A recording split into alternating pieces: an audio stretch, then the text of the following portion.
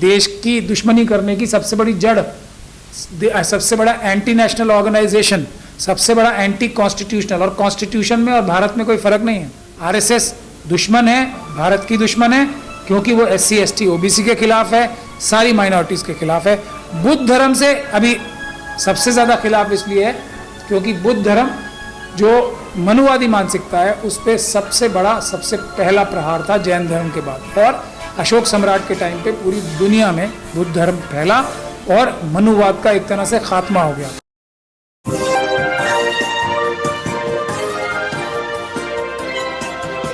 पल न्यूज से मैं हूं आपके साथ नदीम अकरम। बामसेफ के राष्ट्रीय अध्यक्ष वामन मेश्राम साहब के एक ऐलान से खासतौर पर राष्ट्रीय स्वयंसेवक संघ में जो खलबली मची है उसकी तस्वीरें लोगों के सामने आई, क्योंकि एक ऐलान किया जाता है कि आरएसएस हेडक्वार्टर को नागपुर में घेरा जाए, जो कि तस्वीर लोगों के सामने आई और 1 लाख से ज्यादा लोग आरएसएस हेडक्वार्टर पहुंचने की कोशिश करते हैं, पर पुलिस प्रशासन अपना बल प्रयोग करके उन्हें रोकने की कोशिश करता है। पर दुनिया भर में वामन मेश्राम साहब जो हैं पूरी तरीके से छाए रहे और इसी बीच आरएसएस बैन की मांग भी तेज हो गई है। इसी पर बात करने के लिए हमारे साथ एडवोकेट महमूद पराचा साहब मौजूद हैं। सर, किस तरीके से देखते हैं वामन मेश्राम साहब के इस कदम को, क्योंकि इससे पहले ना तो कोई राजनीतिक पार्टी दम दिखा पाई है और ना ही कोई मुस्लिम तंजीम दम दिखा पाई है कि नागपुर में भी हेडक्वार्टर को घेरा जा सकता है।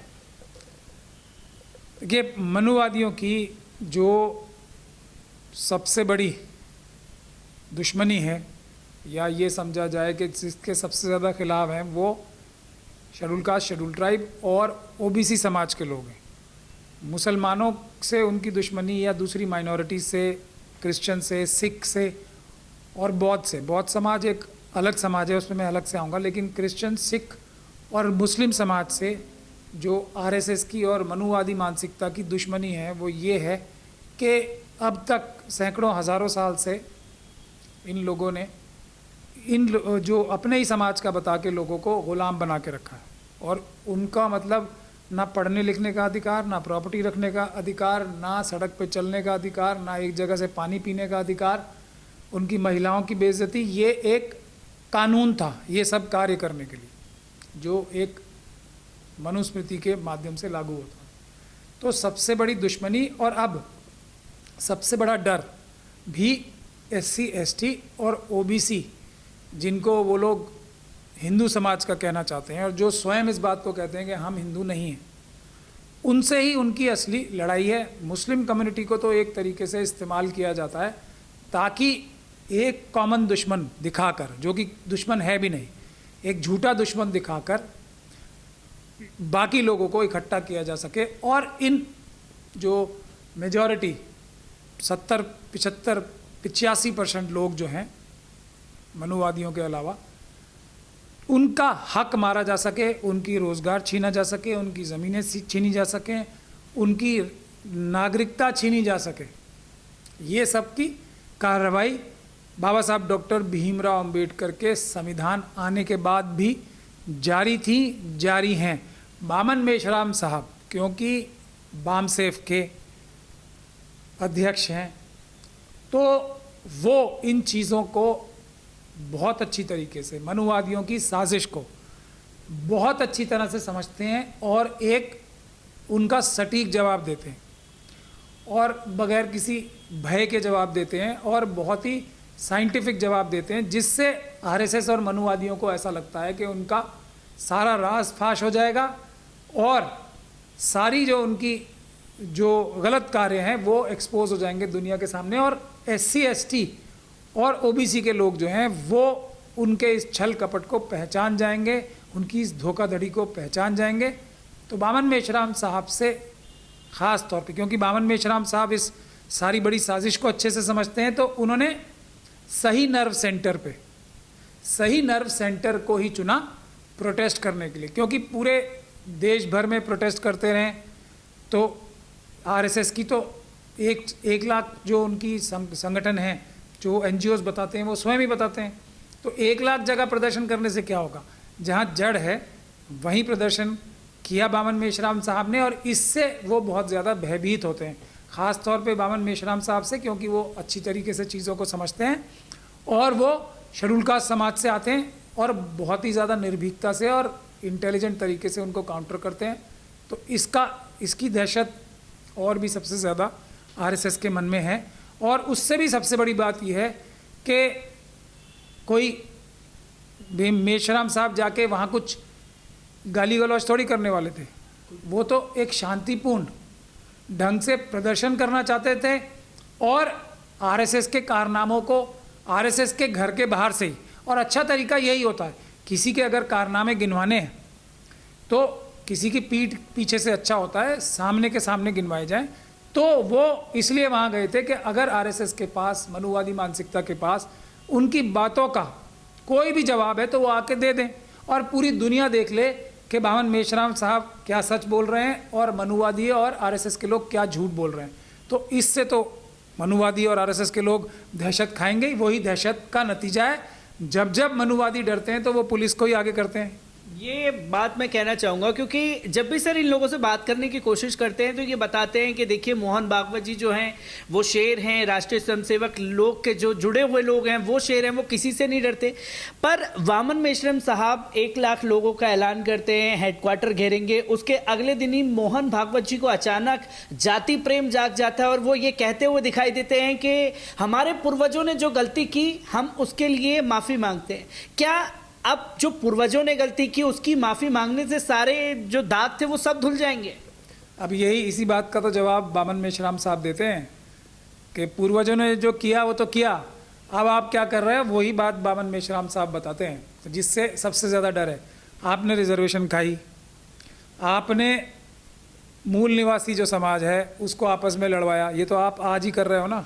आपने अडानी और अंबानी के हाथ में पूरा देश बेच दिया, 2 ही लोगों के हाथ में पूरा देश बेच दिया, ये तो ये आज ही कर रहे हैं ना, पहले भी यही करते थे। आपने चाइना और पाकिस्तान के हाथों देश की सारी जो डिफेंस पॉलिसी है वो ख़राब कर दी। आपने चाइना के हाथ तो पूरा देश ही बेच दिया। चाइना और इंडिया का ट्रेड डेफिसिट जो है 80-20 का है फ़र्क। 1 रुपये का अगर व्यापार होता है तो 80 रुपये चाइना कमाता है और 20 रुपये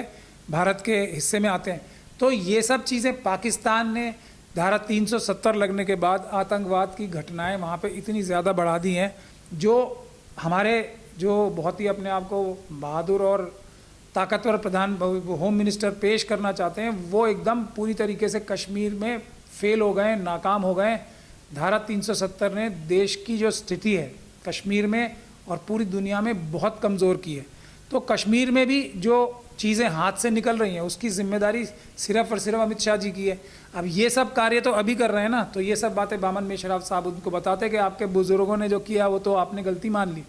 अपनी गलतियां कब मानोगे? और वो गलतियां मानने से भी बड़ी बात यह है कि वो गलतियां करना बंद कब करोगे, ये सवालात नहीं है। तो हमने भी सुप्रीम कोर्ट में कोशिश की थी,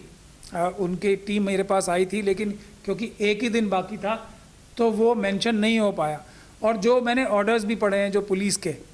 मेरे ख्याल से पुलिस के जिन अधिकारियों ने ये जो ऑर्डर पास किया उनकी एकदम लास्ट मोमेंट पे मना करने का, उसमें schedule caste schedule tribe atrocity act का केस बनता है पुलिस के अधिकारियों और सरकार के अधिकारियों के खिलाफ कि schedule caste community, schedule tribe community और ख़ास तौर पे ओबीसी समाज भी उसमें था, मगर शेड्यूल कास्ट और शेड्यूल ट्राइब को राइट टू फ्री स्पीच और राइट टू प्रोटेस्ट जो है, प्रदर्शन करने का जो हक है, वो उनका गैर कानूनी ढंग से रोका गया, क्रश किया गया। तो और जो ये जितने भी ऑर्डर्स पास हुए हैं उसमें SC ST की धारा 3 लगती है, सीधे सीधे लगती है। अगर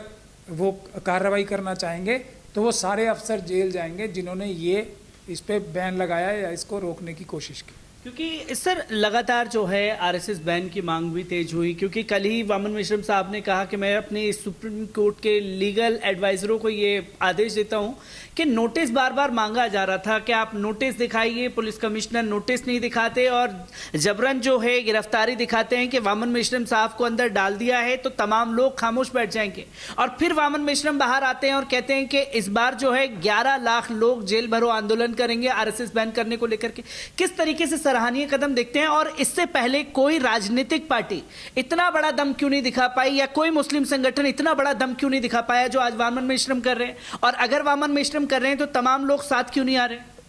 देखिए, मैं आपको क्या बोलता हूँ, सारी पॉलिटिकल पार्टीज़ में आरएसएस के लोग एकदम अंदर तक, हाई कमांड तक घुसे हुए हैं, कोई भी पॉलिटिकल पार्टी हो। अगर किसी भी पॉलिटिकल पार्टी की हाई कमांड ये आरएसएस के जो जासूस भेजे गए हैं और जो उनके बड़े बड़े ओहदों पे बैठे हुए हैं, बड़े बड़े सलाहकार बने हुए हैं, वो उनसे इतना सा भी आज़ाद होगी तो सीधे के सीधे आरएसएस बैन करने की डिमांड करेगी।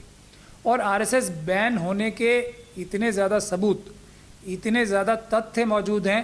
कि किसी भी और संस्था की तरफ आंख उठा के भी देखने से पहले एनआईए को और भारत सरकार को, अगर उसमें ईमानदार ऑफिसर्स कुछ हैं, उन्होंने तो ज़रूर फाइलें मूव की होंगी, हमारी जानकारी में नहीं है। तो अगर उन ईमानदार ऑफिसर्स की बात सुनी जाएगी तो बजरंग दल, विश्व हिंदू परिषद, हिंदू सेने और पता नहीं कितने इस प्रकार के नाम हैं जो इन्होंने अपने संस्थाएं बना रखी हैं,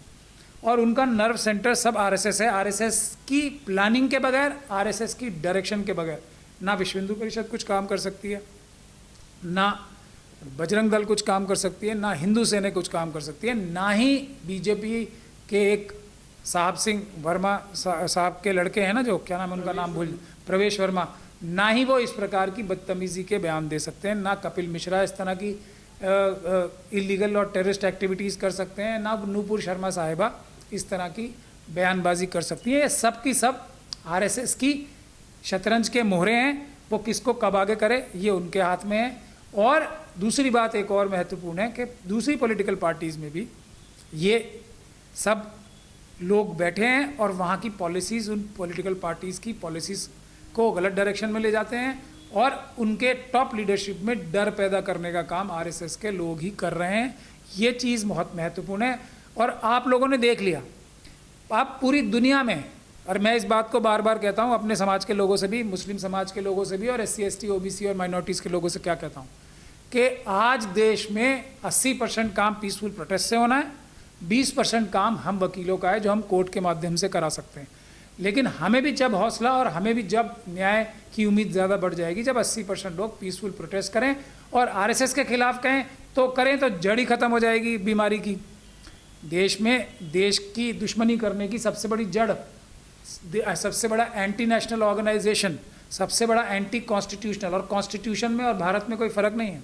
भारत का संविधान और उसकी रूह ही भारत है। एक तो भारत की जनता भारत है और दूसरा संविधान भारत है, दोनों का मिक्सचर भारत है। संविधान और देश की जनता जब मिलती है वो भारत देश है। तो इस कॉन्सेप्ट की आरएसएस दुश्मन है, भारत की दुश्मन है, क्योंकि वो SC ST OBC के खिलाफ है, सारी माइनॉरिटीज़ के खिलाफ है। बुद्ध धर्म से अभी सबसे ज़्यादा खिलाफ इसलिए है क्योंकि बुद्ध धर्म जो मनुवादी मानसिकता है उस पर सबसे बड़ा, सबसे पहला प्रहार था जैन धर्म के बाद, और अशोक सम्राट के टाइम पे पूरी दुनिया में बुद्ध धर्म फैला और मनुवाद का एक तरह से खात्मा हो गया था। वो तो अशोक के वंशज जो थे उनको धोखे से मार कर, धोखे से ख़त्म करके मनुवाद दोबारा स्थापित किया गया, और आज भी वही स्थिति है। तो बावन मेश्राम साहब इसको समझते हैं, इसीलिए पीसफुल प्रोटेस्ट कर रहे हैं। यही हम SC ST OBC और माइनॉरिटीज़ के लोगों का सबसे बड़ा तरीका है, हथियार है, औजार है। इससे हम 100% जीतेंगे।